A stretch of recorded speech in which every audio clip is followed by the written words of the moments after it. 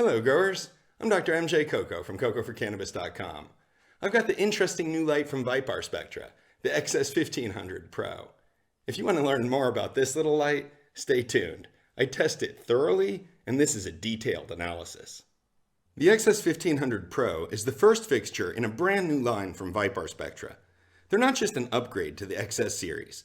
They may look a little similar, but the new XS Pro series is really different. ViparSpectra is bucking the dominant trend over the last several years. They're doing something that we used to see on early generation LEDs. They're using lenses. On almost every other light on the market these days, the diodes are basically just exposed. They often have a clear glue coating for water resistance, but you don't see many lights with coverings over the diodes anymore. Is it a gimmick or the next great innovation in horticultural lighting? We used to see a lot of lenses on LED grow lights. Lenses can help redirect the light. They're great when a small light wants to cover a large area, but they lead to a slight drop in efficacy because some of the light becomes heat as it passes through the lens. For much of the last decade, the grow light market has been hyper-focused on efficacy. Manufacturers wanted good numbers to convince growers to upgrade from HPS and other gas discharge lights. With the focus on efficacy rather than distribution, most manufacturers abandoned lenses. PAR testing has brought more attention to distribution. For smaller fixtures that are often run in single fixture grows, the ability to cover the entire area is paramount. ViparSpectra is now leading the way with multiple novel and successful ways to improve distribution. And now, with the XS1500 PRO, they're bringing lenses back. I ran some standard PAR and ePAR tests. I was fascinated by the test results, and I wanted to understand how the light was being distributed. So I ran more and more intricate tests. I ended up doing high sampling density tests with 144 samples across the 2x2 foot test area. I ran them at 3 different hanging heights, and I'll do a thorough analysis of the results. Of course, during the premiere on YouTube, I'll give away the light that I tested to one lucky viewer. Just guess a 3-digit number in the live chat. And if you missed the premiere, be sure to subscribe to my channel. I always do PAR test premiere giveaways. The XS1500 PRO is a pretty small light. It arrives fully assembled in this box. We got some stickers here, and there's the business side of the luminaire. Let me lift it out of the box. This is a pretty fancy looking quantum board fixture. There are 3 panels of diodes. In the center, there's a polycarbonate panel protecting the diodes. And on either side, each diode is covered by a lens built into a sheet.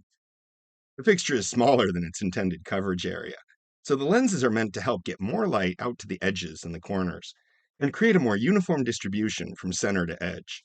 We'll see if it works. Below the fixture, there are just a few more pieces. A couple ratchet pulleys, hanging clips, an RJ cable to daisy chain fixtures, and the manual. Let's take another look at everything we got. Stickers, the manual, RJ cable, hanging clips, and ratchet pulleys. The power cord is already attached to the XS1500 PRO. Look at those lenses. It'll be interesting to see how they affect the PAR maps. Let me set it up. The hanging clips slide into the holes on each side of the light. I'll clip in the ratchet pulleys, and then raise it up into position. I'll plug it in, and then turn on the XS1500 PRO. Let's check out the diodes. The lenses make the XS1500 PRO look different. You can see on each side the whole lens cover sheet almost glows, whereas the cover of the central diodes does not.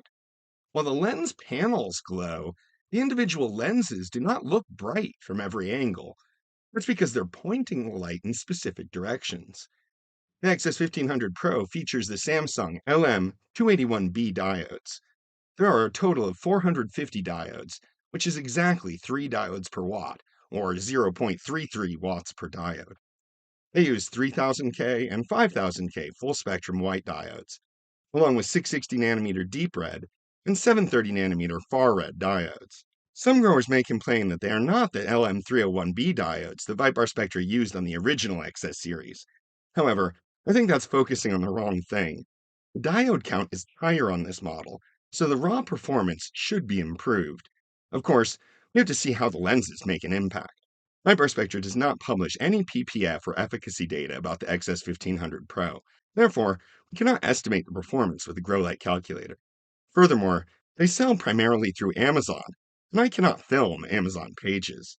But I will say, it's a great deal, and there are two discounts that you can apply. First, click the coupon on the Amazon product page. Second, enter the discount code Dr. MJ Coco Pro during checkout on Amazon. Right now, with both discounts, the XS1500 Pro is only about $85. After I run the tests, we'll be able to see just how good of a deal that is.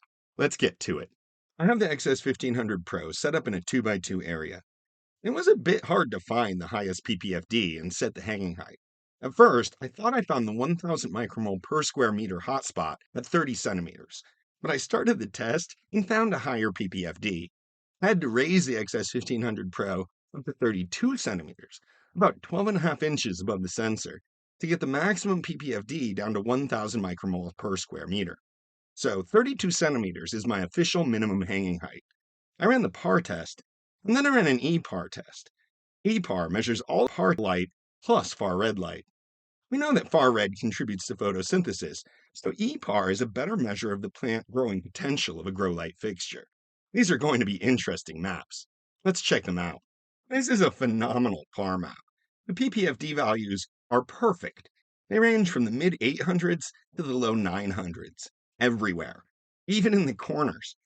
The XS1500 Pro is not as large as the 2x2 area, so this uniform distribution is only possible because of the lenses. Let's see how this map compares to the PAR map I made back in 2020 with the original XS1500. This map impressed me at the time, but you can see it's not nearly as impressive as the new XS1500 Pro PAR map. But the original XS1500 had a much more standard distribution. PPFD values in the center were in the mid 900s, and the max PPFD close to the center of the map was exactly 1000. From there, the density of light steadily decreases as you move away from the center. In the corners, the density is the lowest. That's just physics. And 3 years ago, I was happy with this distribution of light. The new XS1500 Pro defies physics.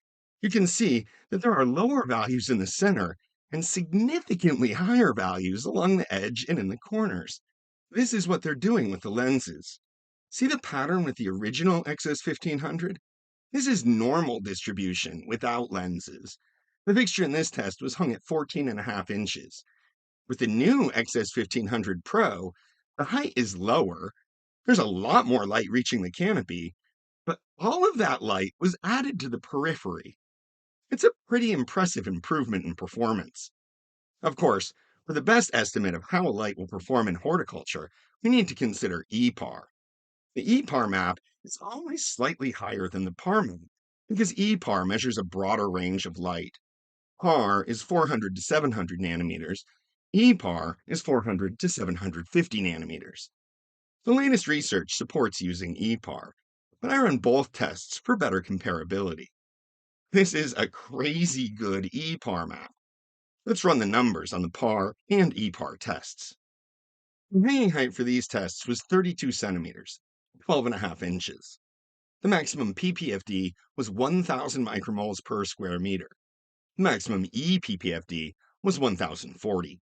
In the PAR test, the average PPFD from these 16 measurements was 878.5 micromoles per square meter. That converts to a usable ppf of 316.3 micromoles. I measure a power draw of 153 watts, which gives the XS1500 Pro a usable PAR photon efficacy of 2.07 micromoles per watt. In the ePAR test, the average ePPFD was 922.5 micromoles per square meter. That converts to a usable ePPF of 332.1 micromoles, and a usable ePAR photon efficacy of 2.17 micromoles per watt. So this is where other PAR test reviews might end. But I still had questions. I wanted to learn about where exactly the lenses were focusing the light.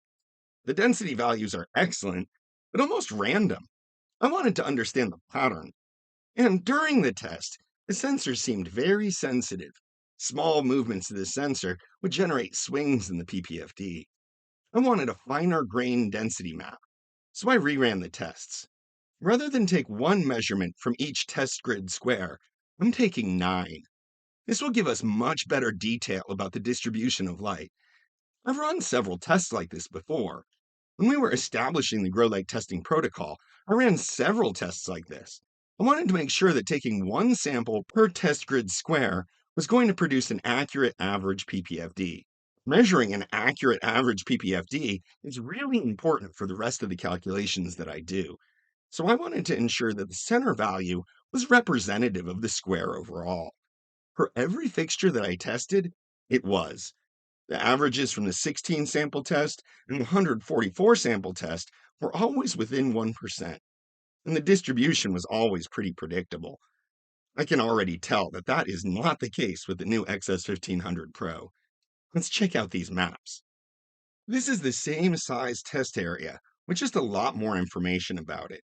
You can see the test grid squares with the bold outlines. It's a really impressive PAR map. The PPFD values are excellent everywhere. And other than that, there isn't a clear pattern.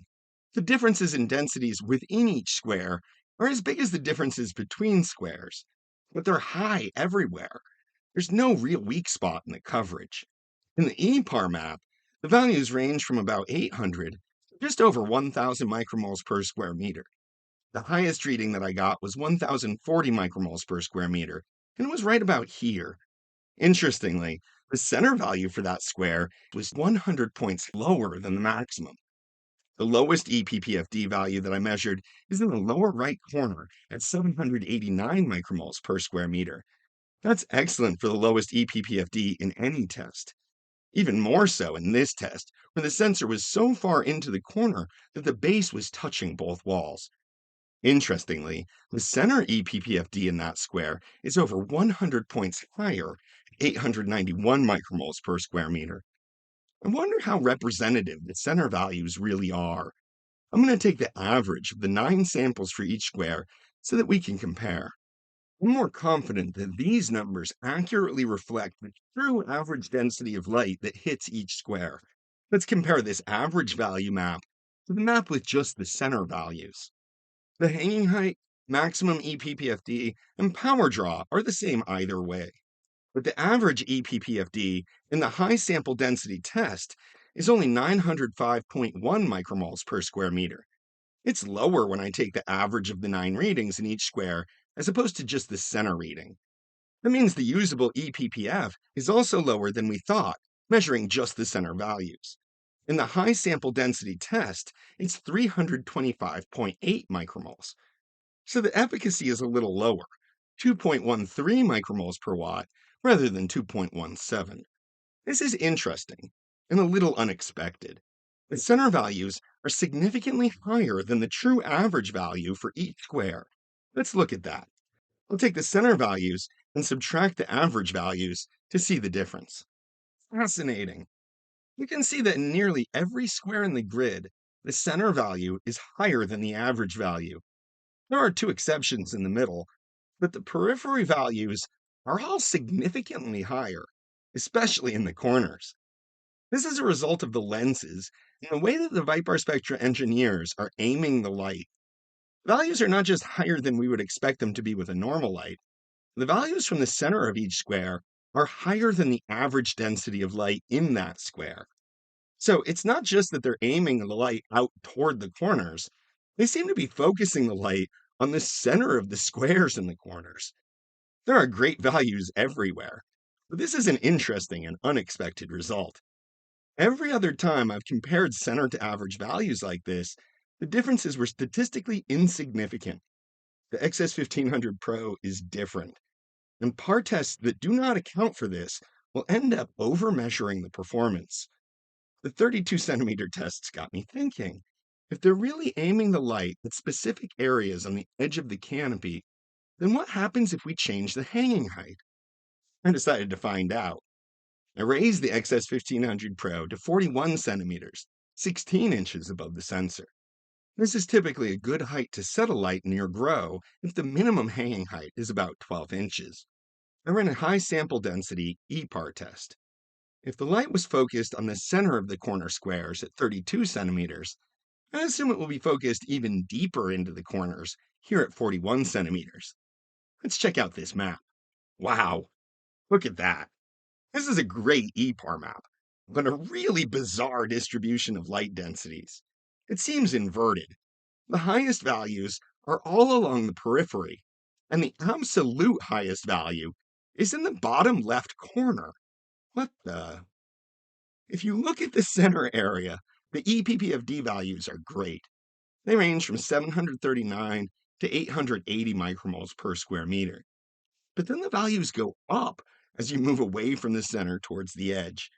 Against the outer periphery, the ePPFD values are mostly in the 900s, with the highest density at 1018 micromoles per square meter down in the corner. This is not normal. Hanging it higher like this really lets us see how they're aiming light out toward the edge. And now I want to run another test with the XS1500 Pro hung lower. I'll do 10 inches. I bet we'll see the highest values move back away from the edge. But first, I want to do the same comparison we did at 32 centimeters. I'll take the center values from each test grid square. These are the values I would have recorded in a standard test. But of course, I ran a high sample density test, so I took 9 samples from each test grid square. I can average them to get a more representative measurement of the average density in each test grid square. Let's compare the average values with the center values. The hanging height for this test was 41 centimeters, about 16 inches above the sensor, and the maximum ePPFD was 1018 micromoles per square meter. If we measure just the center of each square, the average ePPFD is 847.1 micromoles per square meter, which converts to a usable ePPF of 305.0 micromoles. If we take the average of 9 measurements in each square, the overall average from the high sample density test is 847.2 micromoles per square meter, which is almost exactly the same, and also converts to a usable ePPF of 305.0 micromoles. The power draw was 153 watts, and in both sampling strategies, the photon efficacy is 1.99 micromoles per watt. The similarity in the overall results is much more like what I'm used to. However, there are differences in individual squares. You can see that in 3 of the corners, the center value is still higher than the average, but there are also squares where the center value is lower than the average, and altogether, the differences wash out. A significant takeaway from this test is revealed in the high-density map.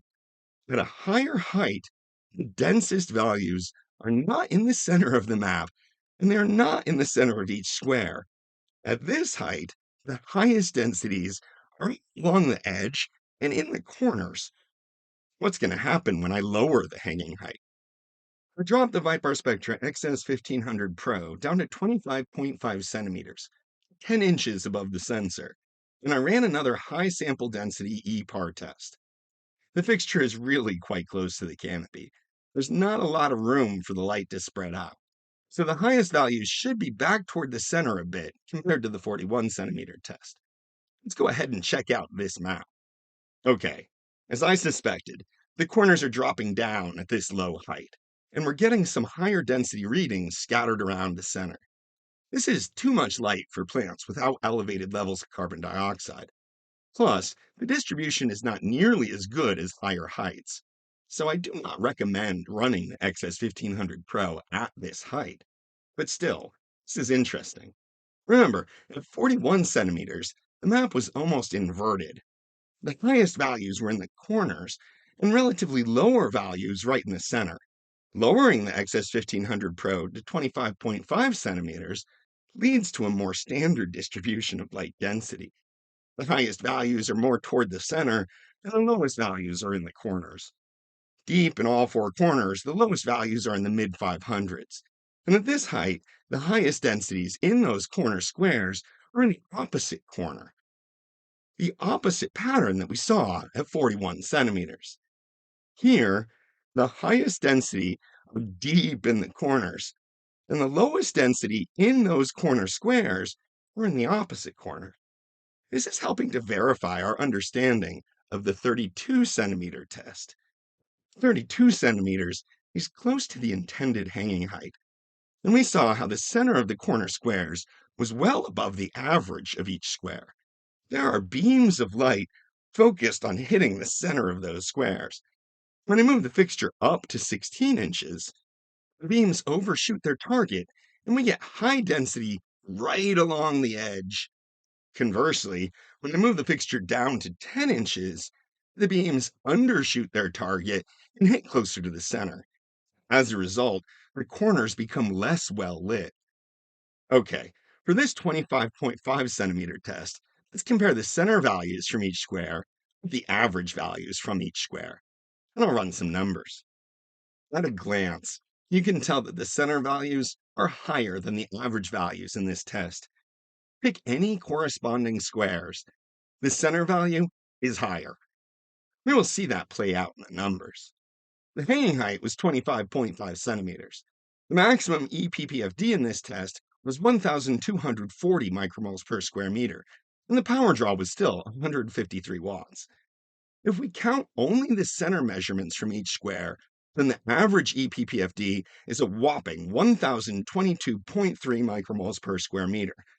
However, if we take the true average from the complete 144 measurement high sample density test, then the average ePPFD is 977.6 micromoles per square meter. If we only counted the center measurements, we would record a usable ePPF of 368 micromoles and a photon efficacy of 2.41 micromoles per watt. But the high sample density test gives us a more reliable usable ppf of 351.9 micromoles and a photon efficacy of 2.3 micromoles per watt. The difference between these two styles of testing is unnerving to someone who runs a lot of tests. Let's check it out. At this lower height, the center measurements are really not representative of the overall square. The center is uniformly and significantly higher than the average. On average, the center value is 44.7 micromoles per square meter higher than the true average density for each square. With most lights, I remain confident that one measurement per 15 centimeter or 6-inch square is adequate to generate a reliable average PPFD. But that's clearly not the case with the ViparSpectra XS1500 PRO. For this little light, I needed 144 measurements in a 2x2 area, not just 16. As I've shown, a test with only 16 measurements will significantly overmeasure the performance of the XS1500 PRO. That said, it pretty well obliterated the 144 measurement test too. It's a great little light. I'm thoroughly impressed. And believe it or not, I still have more data to report about it. You can find all of the data and maps on the test report page in the Coco for Cannabis Grow Light Guide. Here are the main data from the official ePAR test. The official results are from the high sample density test at 32 centimeters. 2.13 micromoles per watt is better than the original XS series and most quantum board fixtures, so the lenses are not leading to poor performance. It produces more than enough light to cover a 2x2 tent, and we predict that you can harvest more than half a pound. Here you can find our discount code and shopping links. Follow our link to Amazon. ViparSpectra offers coupons on the Amazon product page. Click the coupon and then enter discount code Dr. MJ Coco Pro during checkout. Right now, your price will be only about $85.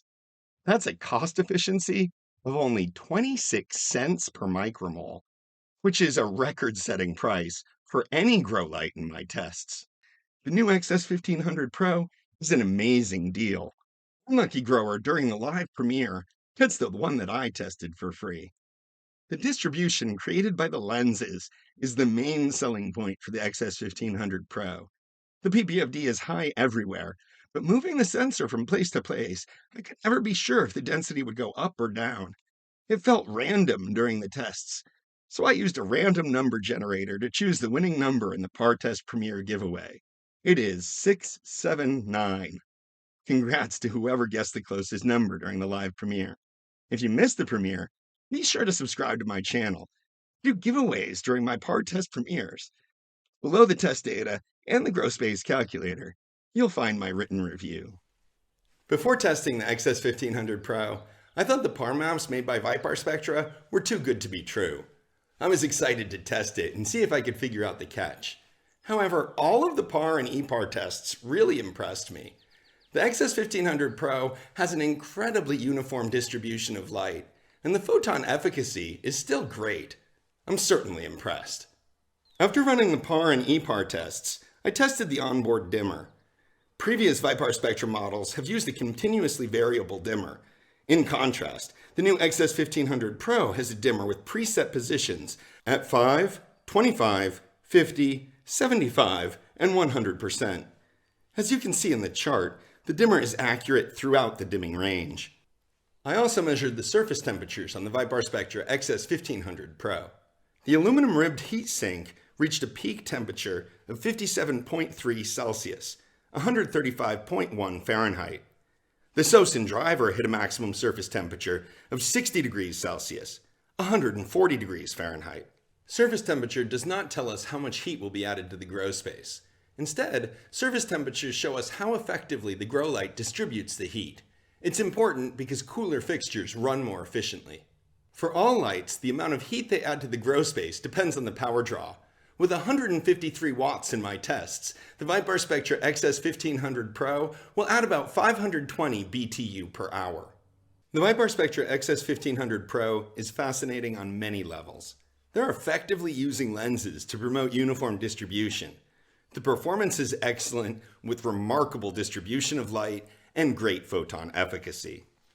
To top it off, it's a really great deal. 30 cents per micromole is one of the lowest prices you'll find for any light. If I needed to buy a light for 2x2 coverage, it would go in my cart. At Coco for Cannabis, we always put the grower's interest first. We provide impartial, science-based testing and reviews for growers. You can support our work by following our links and using our discount codes to purchase grow lights. If you have questions or want to chat with me, I do the Ask Dr. Coco show every Monday night for my Patreon subscribers. Visit my Patreon page, Dr. MJ Coco. I'd like to thank Elaine and Valerie at ViparSpectra for sending me the XS1500 Pro to test. And thank you for watching. Please give this video a thumbs up and subscribe to my channel. Turn on your notifications so you don't miss the next PAR Test Premiere giveaway. And if you want to win a light, we're always doing grow light giveaways on the deals and discounts page at cocoforcannabis.com. Check it out. And while you're there, you can read our articles, chat with the community in the chat room, join our next grow challenge, or try your hand at the grow light calculator. Grow your own, but don't grow alone. Let's grow together. I'm Dr. MJ Coco, sending all of you grower love.